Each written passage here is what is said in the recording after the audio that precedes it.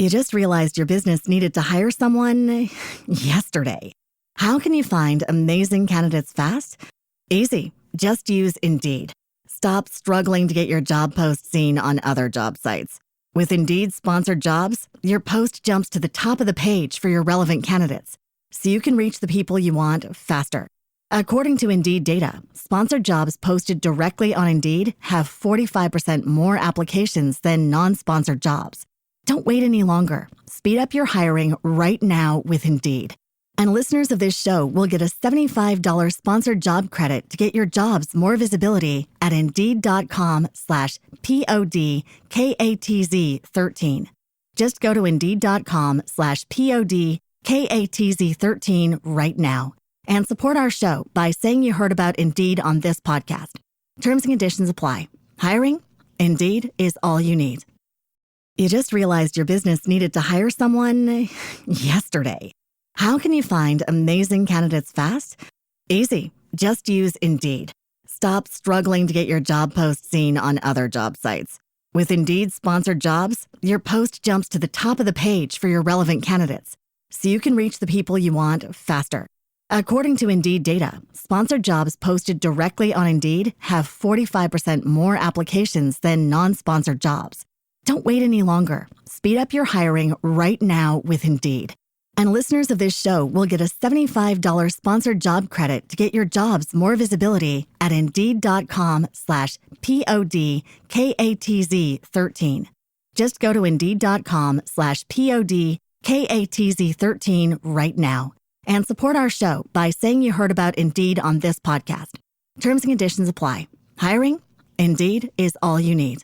Hey, everyone, and welcome back to Local Leaders, the podcast. And look, we do some things around here that cover a wide variety of subjects. Today, we have actually three people here, one off camera that's going to be coming on a little later on and tell her story. But for now, I want these two folks across from me to introduce themselves and tell me who they're with. Good morning. Thank you, Jim. And my name is Martha Aubert, and I am with the Louisiana Orphan Train Museum in Opelousas, and I am the board president of the museum. Very good. And you, sir? And my name is James Doge, and I'm also associated with the Louisiana Orphan Train Museum in Opelousas. I'm a board member and help to give tours and so forth. I love that. And with those last names, you can't hide that you're from Opelousas. Some good old Cajun names there for you South Louisiana friends of mine. Today, we're going to talk about the Louisiana Orphan Train Museum. And I'll tell you what, it's been around a little while, but a lot of people may or may not be familiar with it outside of your general area. So our goal today is to not only make you familiar with it, but we want you to want to go visit that place and get involved in this history. History is so important in all aspects of life. And if you don't discuss it, if you don't talk about it, if you don't put it out there, it will disappear eventually over time. So let's talk about what it is for somebody that's never heard about this. Either one. So, agreed that history, we all know, Jim, gets lost at the kitchen table.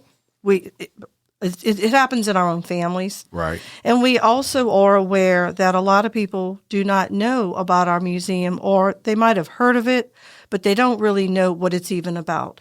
So we, by the way, are only one of two orphan train museums in America. There's actually a national, I believe. There's a national in Kansas and us. Yeah. So another charm for Louisiana. That's right. To educate people in the local area and beyond of the history.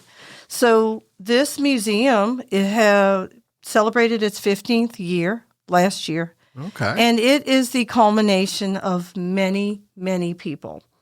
Our predecessors, had the passion and the drive to get this started through a years and years process of collecting history. Again, if it's not collected, no one will ever know about it. Exactly. So what we do is we are dedicated to the history of the orphan trains, And we dedicate the museum to the Louisiana Orphan Train riders. So this history of orphan trains dates back to the mid-1800s. And, basically there was a huge overpopulation of people in New York City. You can imagine way back then, every day there were thousands of immigrants coming to America, leaving their destitute lives, seeking for better opportunities. Yes. And when you put thousands and thousands of people together who don't have a lot of means to support themselves or their children, then you have problems. Right. So you have an overpopulation of people, nowhere to live, overpopulation of people, no jobs, and you have a lot of diseases and epidemics. Yeah. And sadly, children were kind of at the end of the line and were the most fragile. They just couldn't take care of their children. Maybe the parents got sick and passed away. It was just bad times, but it's our history. Yeah. And so there were two faith-based organizations that had visions to help these children. So in the mid-1800s, which would be 1854 to be exact, was the first orphan train that went westward. You've got this overpopulation of people with very destitute socioeconomic things going on in New York City, and a lot of people were going westward on trains. Yeah. And so Charles Loring Brace, who founded the Children's Aid Society in 1853, thought, why not put the kids on trains westward? He believed farming was good spiritually for children. Everybody worked on the farm. Sure. Even their parents' own children. But he did think these children could be a hand to a family, a help. Yeah. So he started sending children westward in 1854 on orphan trains. They were typically given over by townsfolk who wanted them, and they were given over as indentured servants. Yeah. Our museum focuses on the New York Foundling Orphanage. It was actually founded in October of 1869 by a sister, Mary Irene Fitzgibbon. And she wanted to do something to help all the, homeless children in New York City. Thousands of children were left at the New York Foundling. My grandmother was one of them. I am directly descended from a Louisiana Orphan Train rider, and I knew my grandmother very well. I actually lived with her for 7 years in New Orleans. So here you have this culmination of all these people in the Opelousas area and beyond the state who have an interest in this or passion. And we here today want to get the word out like we do every day. It's our mission. Part of our mission as a nonprofit and is that we want to inform and educate the public of this historical, untold history. It was very untold. It was stigmatized. And we're there to honor this and inform the public, especially educators. Our children are our future. We believe in educating, any age group of students. We have a lot of students who come to our museum and do projects. We help them. They usually win first or second place. It's not about winning, but we all know it's a great subject. So this orphan train, Sister Irene starts sending, she has thousands of orphans in New York City at the New York Foundling. She ends up incorporating her orphanage and builds a New York Foundling Hospital in there. Yeah. And so what she wanted to do differently from Mr. Brace was use the Catholic Church to place the children. So she would go on massive correspondence with parish priests and bishops all across America and would ask them to find parents for these children. So when her children left, she knew who they were going to and where. They were accounted for, and they were also visited. She was very well respected in New York City, not just by the Catholic population, but very admired by the Jewish population and other denominations. I mean, she was saving lives of thousands of children. 100%. I'm just one of thousands of people who have descended from these orphans. And with us trying to get the information out there, excuse me, we know that there are many, many other people like me. Yeah, and a lot of people that probably don't even realize. Absolutely. They don't know like you. because it was so stigmatized and kept quiet. You can imagine, I know my grandmother was not proud of being an orphan, but, being left at the New York Sure. Foundling Hospital at the age of 3 weeks old by her mother. And the mother never went back. So with this act of humanity, I exist today because someone took my grandmother in, and then she was sent on an orphan train to Terrebonne Parish to Bayou Black, Louisiana. Yeah. And from there, she migrated over to New Orleans, where she ended up meeting her husband. Wow. And, it was almost a very archaic version of foster care, kind of like a very early, different, but foster care. Absolutely. It was foster care. Yeah. And she was very visionary, Sister Irene Fitzgibbon. What had happened was she actually had contracted Asiatic cholera. She was a teacher in New York City, and she was actually in a coma dying, and she heard people planning her funeral. And her story is published. You can look it up.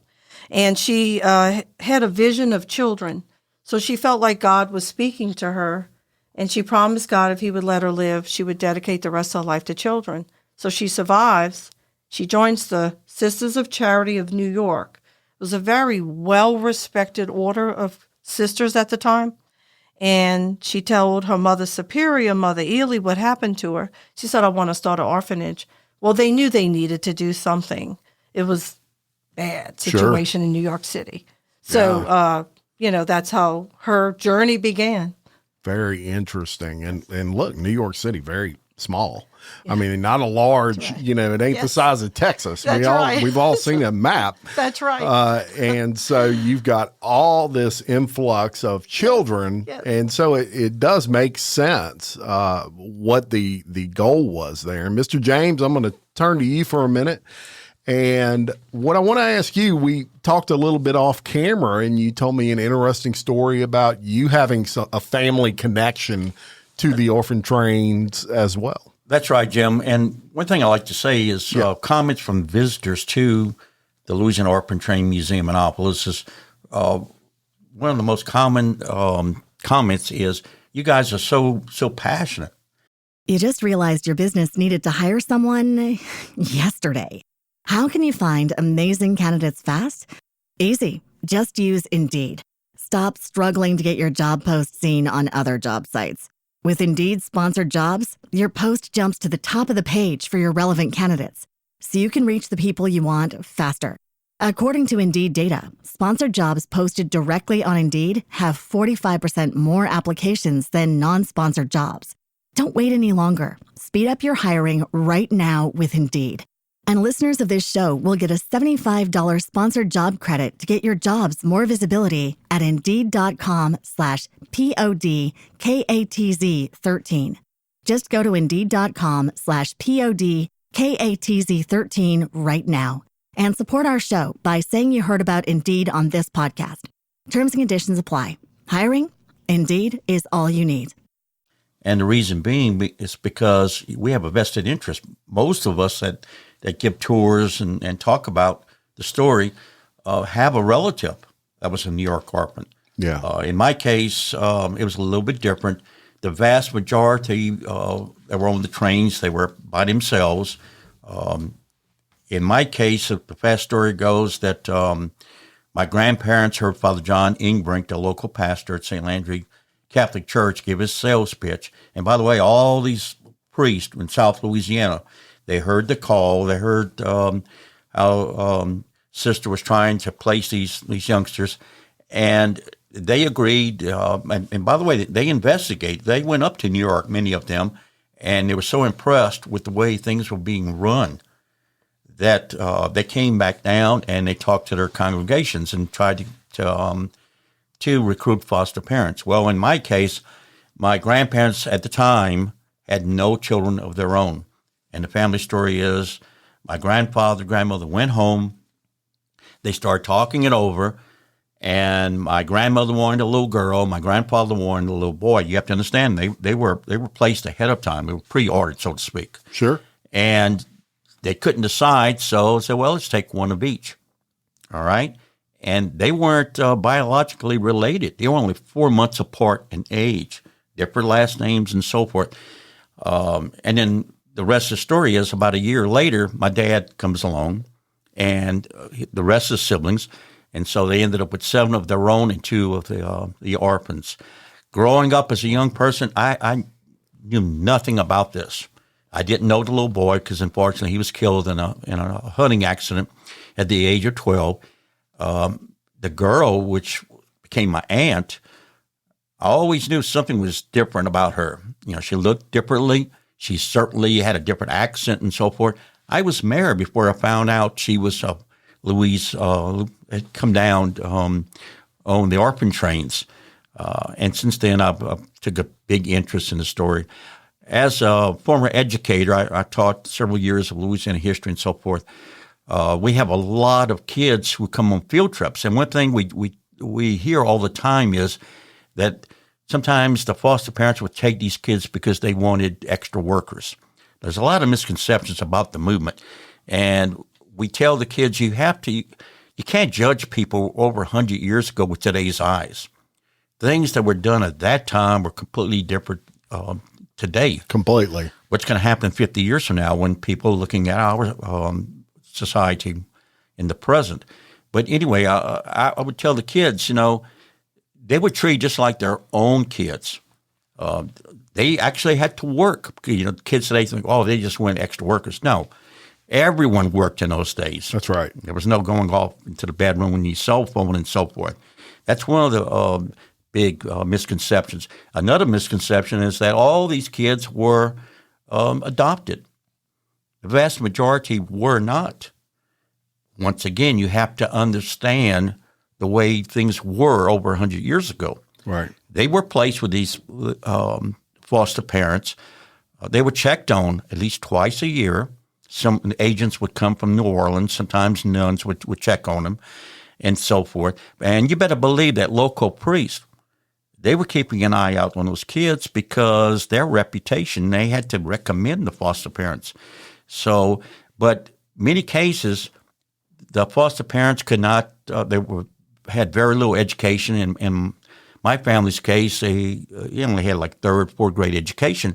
And if they signed any kind of papers at all, in their mind, they were adopting. Yeah. And, of course, the expense of going to get a lawyer and going to the court, everything involved. In my case, I know my grandparents, I'm certain they loved the 2 orphans they took in.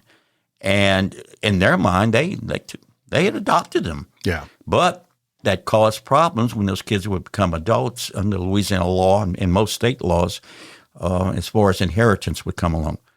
So it did cause problems later on, but it wasn't because they did not want to take these kids in. Well, one thing, Sister Irene, I definitely want to make this clear too. The last thing she wanted the children to appear as was orphans. Yeah. And even back then, back then. Yeah. So, and what's really beautiful at the museum is we have quite a bit of the original clothing the children had on when they were handed over to the families. Wow. And what's interesting too, Jim, is they all have the original tags. Well, some of them have the original tags on them. That's really cool. It is really cool. And so, we're very proud of that in the museum because the families have entrusted us. But they were given over as indentured servants as well. They all had indenture papers, and that was how it was done at the time. Just like James said, look at the time, and that's how things were done. And let me ask you this quickly. At some point, and we'll fast forward a little bit here because this museum just celebrated 15 years. Congratulations Thank for you. that. Mm-hmm. But that also tells me that prior to 15 years ago, there was no Louisiana Orphan Train Museum, at least in Louisiana. You only have 2 throughout the country. It was stored under Flo's bed. Yeah. The museum, the collection of history. So how did that start? How did this come about? So by the way, our historian of our board is 97 years old. Oh, Yeah. wow. So interesting to note, though, it's very unique, and I do believe God always has his hand in everything. Amen. So Flo Inhern, her husband's father, so Flo Inhern is our historian, and her father-in-law came on the orphan train. Okay. Her husband's Wow. father. And the unique thing about Flo and her father-in-law is they actually formed a relationship where he actually would talk about it with her, the experience of being an orphan. That is not very common. A lot of them were very hushed up about it and never spoke about it. But he actually talked to her over many, many cups of coffee about it. Sure. So that was a unique thing right there, that relationship formed in that manner. So he would talk about other orphans that came to the area. Now, one thing we want all the listeners to know, they went all over the state of Louisiana. Yeah. They went all over, especially New Orleans. But historically, they did go to Opelousas in 1907, 3 trains in the spring. Wow. So anyway, he would talk about these other orphans. So she started collecting history. She would get in touch with, at that time, some of them were still alive. And she would say, we're starting to collect history, information, oral history, artifacts. We want to have a vision of starting a museum. Years and years went by with her doing all this, and the committee, they formed a committee. So as you start collecting history, then you have something to show. So then with God's grace and all the efforts of multitudes of people, the museum opened in 2009, and we were able to put up stuff, artifacts, photos, and collecting clothing. Yeah. Interesting thing about the clothing, not everyone has the clothing. You can imagine it just was tucked away. My grandmother hid hers in a cedar chest in her shotgun home on Opelousas Avenue in Algiers Point. Yeah. And so, they were very tucked away and very ashamed, but some of the families still have the clothing. So we're really proud of our clothing in the museum. Everyone who comes to the museum gets an oral guided tour. We're oral history. We incorporate it all because we know so many of the families. So it started with a vision of a committee formed. And then from that committee, they didn't give up. Yeah. And they didn't give up. That's exactly what it takes a lot of times for this type of thing. I'd just like to mention, too, Jim, that a lot of visitors, especially the young people, they have that misconception that the moms who gave these children up did not want the child. Totally wrong. Totally wrong. They were desperate. They couldn't even take care of themselves, much less a newborn and so forth. And they always wondered whatever happened to that child that they gave up. Did they survive? Did they make it and so forth? And I'm quick to point out to the young people, look at the pictures on the wall. Guess what? The vast majority of those people would have not survived if that mother had not have given up the child for a better life. Yeah. And in many cases, life itself. So we want to make that clear. Did they have abuses? Of course they did. Of course they did. But they had a lot of safeguards.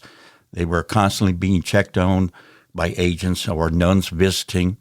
The kids were, in many cases, they were extremely afraid when an agent or a nun would come to check on them, because in many times they were afraid they were going to take the child back. Yeah. And in some cases, I'll let Martha maybe mention one story in particular about it that actually happened on more than one occasion. Yes, it's very true. Which when I envision that these children were visited, so this is after 1907, the children are placed, or in that era, sure, early 1900s.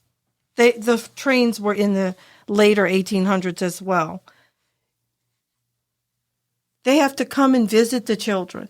They have to go physically out to where the farm is or the home, the business. Yeah. They went to farmers. They went all over, and to check on the child. And so, you can the multitude of this task. Oh, huge undertaking. I mean, undertaking. None of the conveniences you have in today's life to do. Yes. There was no internet. Correct. No cell phones. No email. So, anyway, but that's what's so dear to the families is that they know that their orphan was checked on. And typically the indenture papers, and I did want to mention this, the sisters typically would not do the indenture paper immediately. And I never understood that till as you was always researching. Yeah.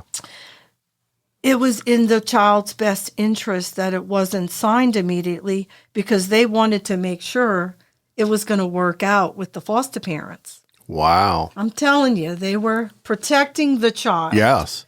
And I believe the untold history part of it, and yes, the stigma, but at the same time, I really believe in my heart the sisters were trying to protect the child as much as they could. And I think that's why there's just not a lot of information out there. I would agree. And, there's probably a lot of people, and I'll get into this in a couple of minutes with our next guest that will be coming on, Miss Angie. But in schools, you may be sitting there thinking right now, I never read about this in a textbook.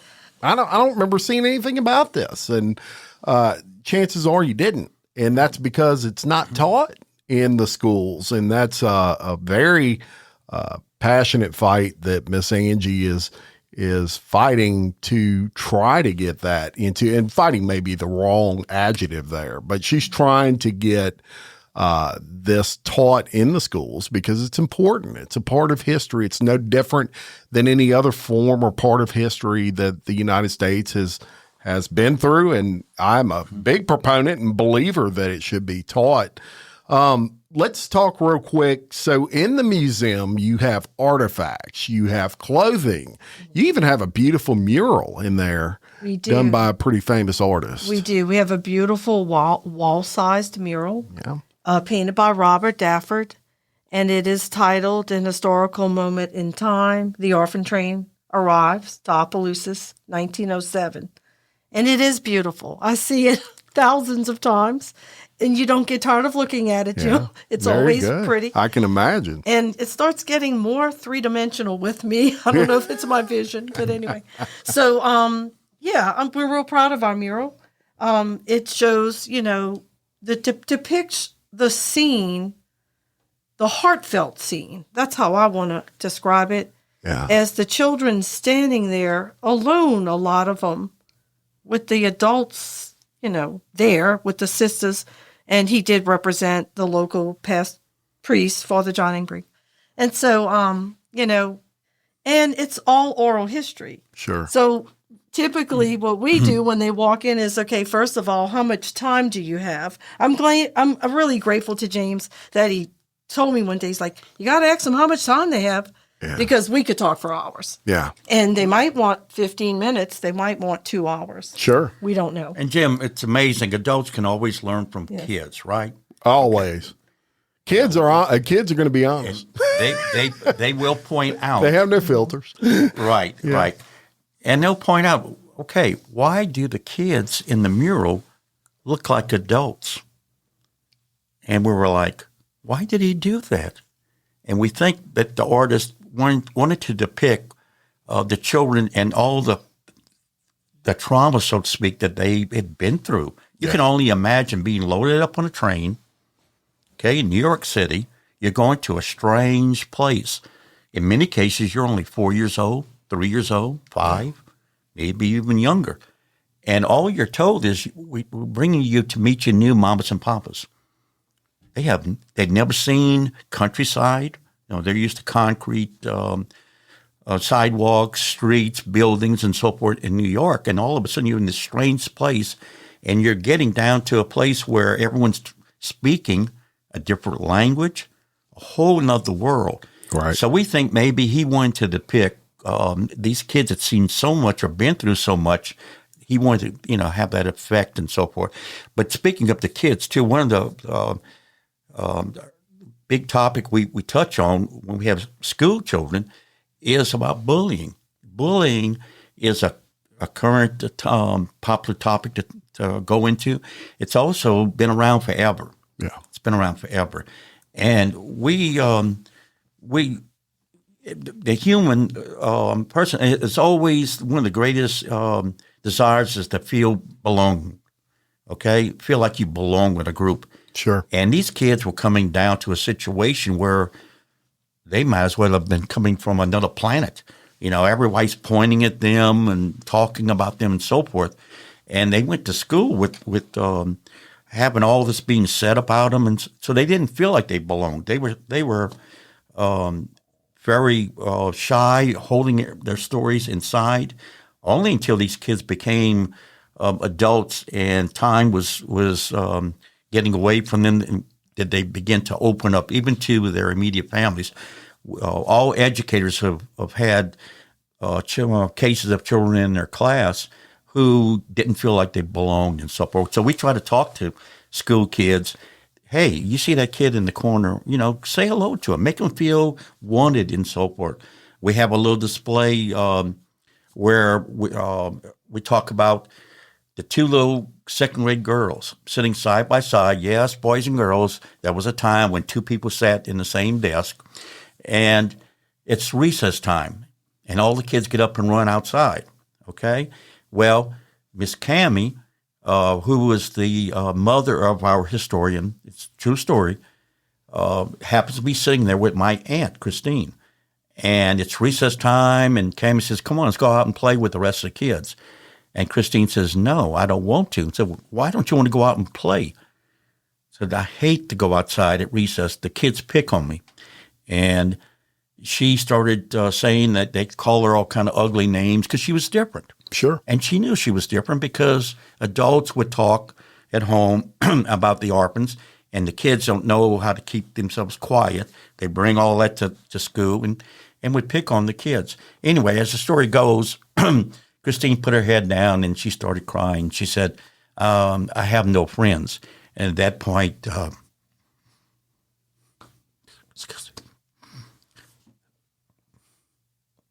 Miss Cammie puts her arm around Christine and says, I'm going to be your friend. And she was friends with her for the rest of her life. So we try to teach the kids, you see someone different in the classroom or whatever, be your friend to that person. So there's a lot of lessons that can be learned from this story. And that's part of our mission. It's very relatable. Yeah, it really is. And, I would obviously encourage one thing from all the listeners out here, and that is make sure you share this. Sharing is very important with what we do. The more people that have access to see this if you see a link on Facebook, share that on your news feed, because it's what it's all about, is as many people as possible knowing not only that this exists, but a little bit of the story behind it. You're open Tuesday through Friday, correct? And then Saturday by appointment? That is correct. Okay. We do like when we encourage, if you're listening and watching us, to call ahead. We just want to make sure we can best accommodate you because we do have groups. We have groups scheduled.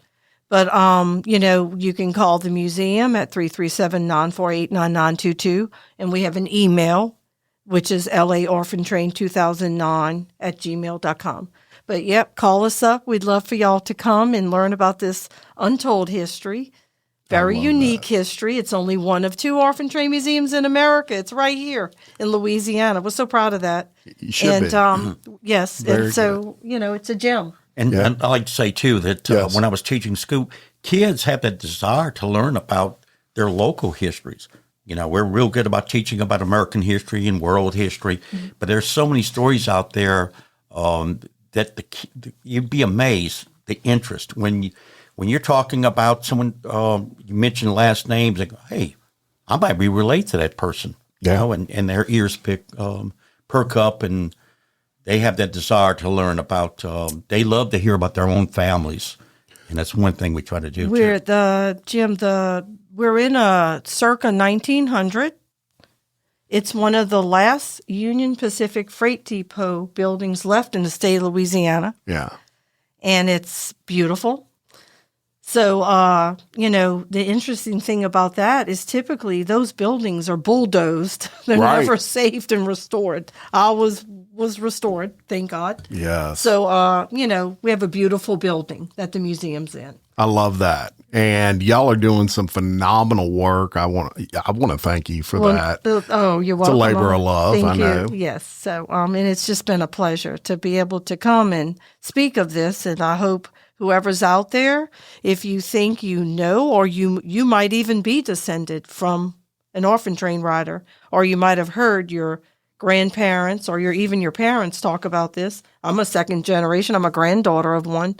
If there's anybody listening to this, y'all need to call us because you never know. Yeah. You could be descended from one. You very well could be. The great thing, too, Jim, is we've gone from where the original orphans kept everything inside. They felt, in some cases, ashamed and so forth, to now where we have an activity, we call it a gathering. It's like a little reunion in October. And the grandchildren or the children who are up in age now also, they love to put little ribbons on that says they were a descendant of a New York orphan. Yeah. So we've come a long ways in the last several years. I love that. And I'm going to link tons of links in the description of this video, folks. So if you're driving, you're listening to this, or hopefully you're not driving and watching it, but listening to it. When you get somewhere where you want to click on that link, you don't have to write anything down. I'm going to have everything for you in the description. You can go right to the website, learn more about it, and check those folks out. Follow them on Facebook, and please share this podcast. And now we're going to get Miss Angie up. And look, I got a great story for you with Miss Angie when she gets up here. So we're going to swap off real quick. Don't go anywhere. All right. So now we're here with Miss Angie Cornett. How did you get involved in something from Opelousas? And so amazing, very passionate about it. And look, y'all, we have been planning this. We had storms come through. We had one planned prior to this. Back when storms came through, and then life came through, and it was just sinking back up, was difficult. But I credit Miss Angie because she did what you have to do with Jim Chapman sometimes, and that's stay on him. You get so many irons in those fires, and so I appreciate you doing that. And I want to talk to you about your passion for this. Well, first, I appreciate you.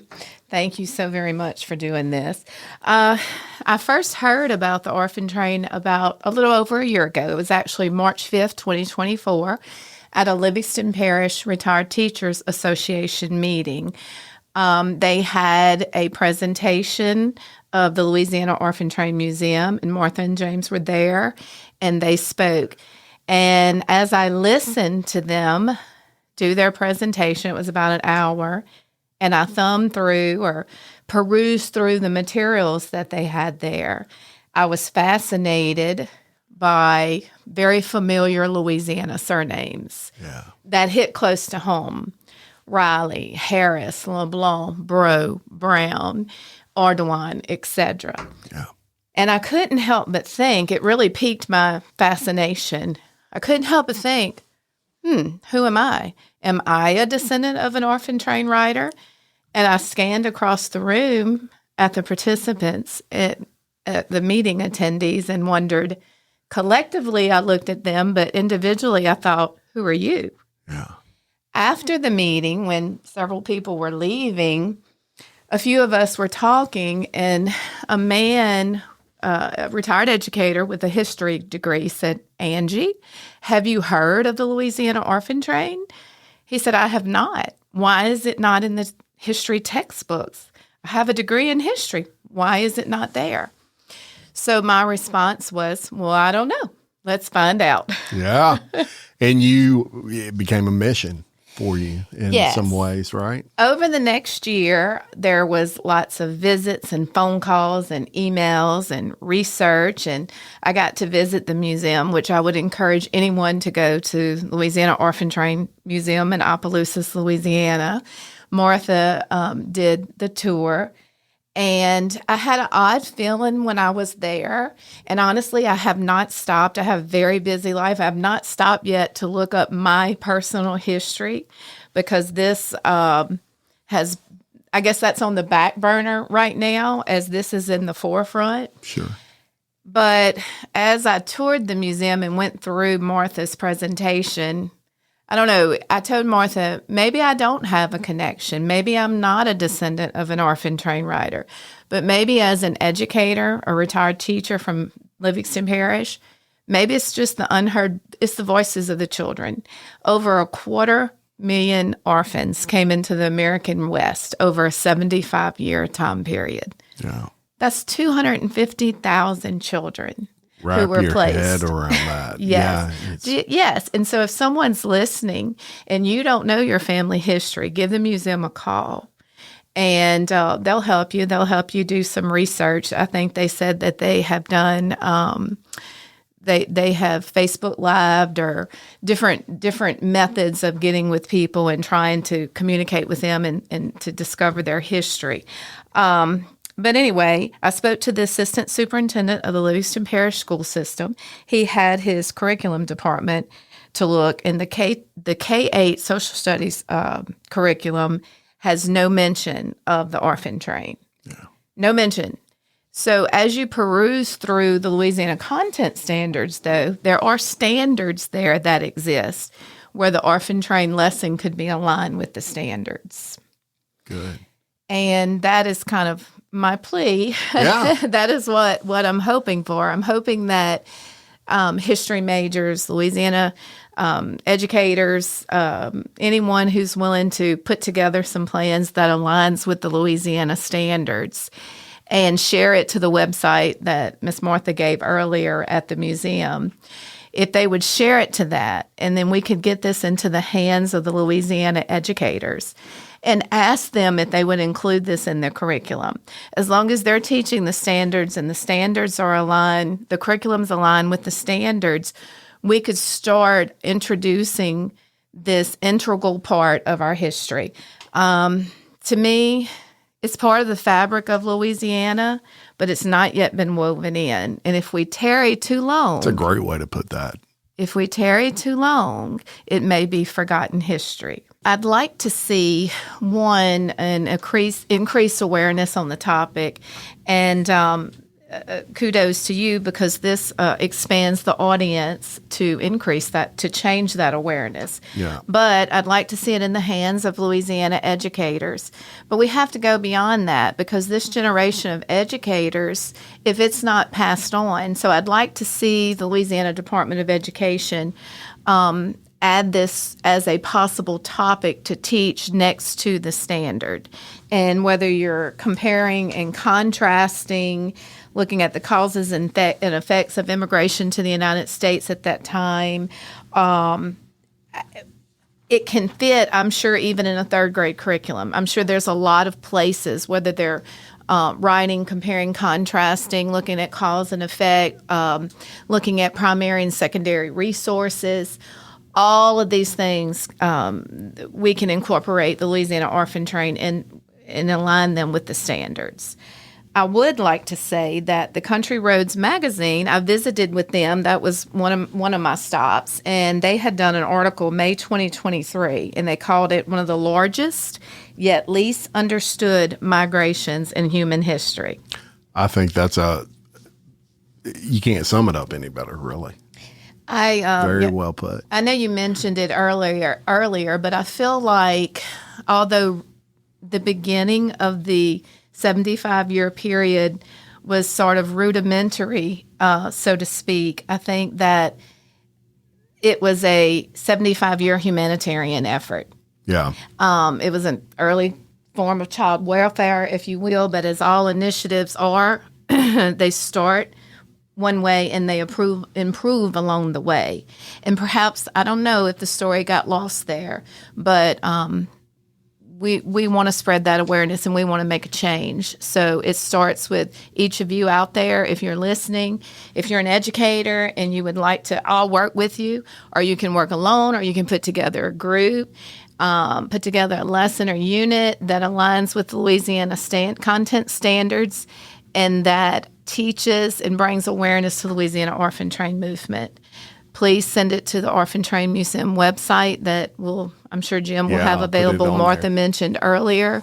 If we could get this into the hands of all Louisiana educators, that is a great start. And then if you have anyone that you can talk to with the Louisiana Department of Education, any of the curriculum specialists, and we can try to get this topic listed next to the standards to be taught, that would be a great avenue to go as well.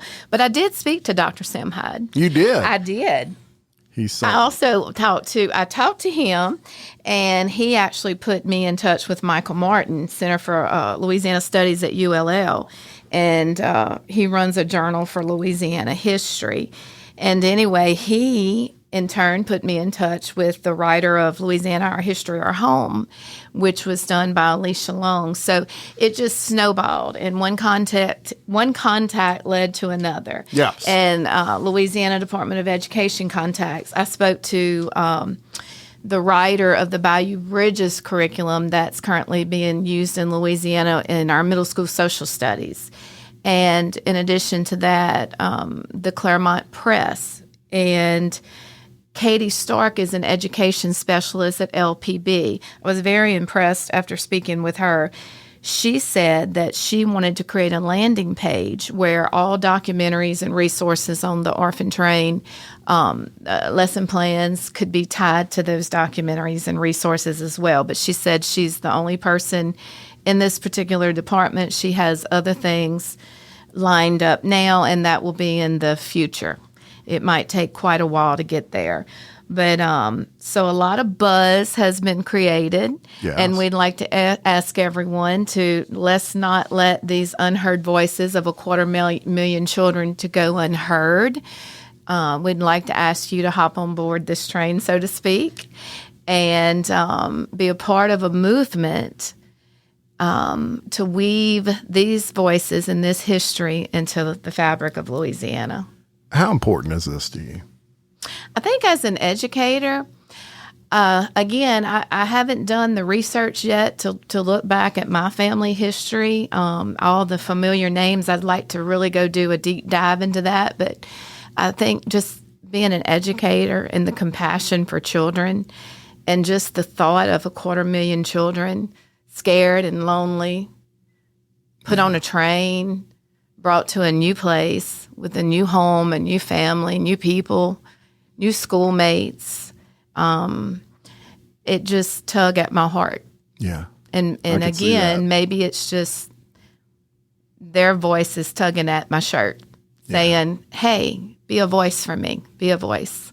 And you sure have been. Why I do what I do a lot of times is because of the passion that people that come out when people talk about things that are very important to them. You got no skin in this game per se. I mean, you could have went on living life and this wouldn't have been something. This is work. This is work for these people that volunteer for the Orphan Train Museum. This is work for you. And so you're very selfless to do it. And the passion just comes out when you talk about it. It means something to you. I love that. I can tell you I will do everything I can possibly do to help get the word out. That's what I do. That's what I'm good at. But thank you so much for stepping outside yourself and just doing something just because you feel like it's important and it speaks to you. I think that's awesome. Well, thank you for jumping on this train with us. You got it. You got it. I want to thank our other guest as well for joining us today, Miss Martha and Mr. Jim. And I am going to link, again, everything to the description of this episode that you will need to get started to go check out that museum. Let's tell as many people as possible about this. Strength comes in numbers. The more people you have that want to learn more about this, the better success that you're likely to see. I want to thank all of you for listening, supporting, sharing the podcast in general. There is no me without all of you, and I appreciate that so very much. And until next time, I want to remind you to love your community, support local business, and keep leading. Thank you very much.